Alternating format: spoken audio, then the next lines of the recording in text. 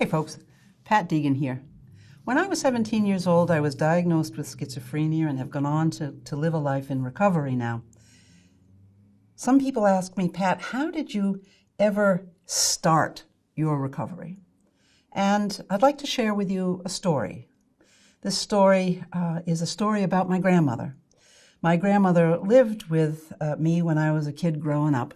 And at 17, when I was first diagnosed with schizophrenia and I came home from the hospital, I used to sit in my family's living room in a chair all day, every day, from 8 o'clock in the morning till 8 o'clock in the evening, at which point I went back to bed for 12 hours. And that's all I did, day in and day out.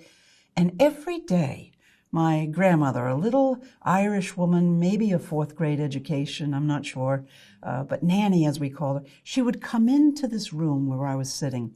And all I did, I didn't have a TV on, I didn't have the radio on, I just sat there staring into space. And she would say to me, Patricia, just like that, Patricia, would you like to go food shopping? And I would say no. And she would leave. The next day she'd come into the room, Patricia, would you like to go food shopping? Nope.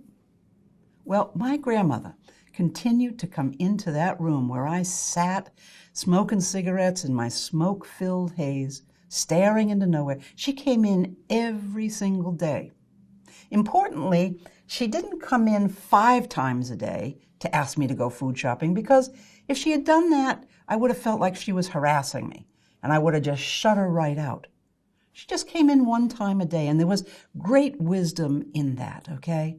What she was saying to me every day she would come in, would you like to go food shopping, right? And she literally let a breath of fresh air into my cigarette smoke-filled room where I vegetated, right? And it's as if she was saying to me, Patricia, hey, there's a world out there. There's a world out there that can be for you. It's as if she was saying, Patricia, I can't carry you over the threshold into that world, but if you come with me, I will lead you out there, and we'll call that food shopping.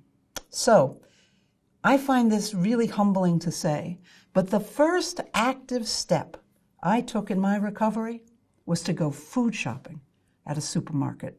And I remember arriving at the store with my grandmother and saying, I will only push the cart, right? But that's okay. I didn't put a damn thing in the cart. I would just push the cart, okay?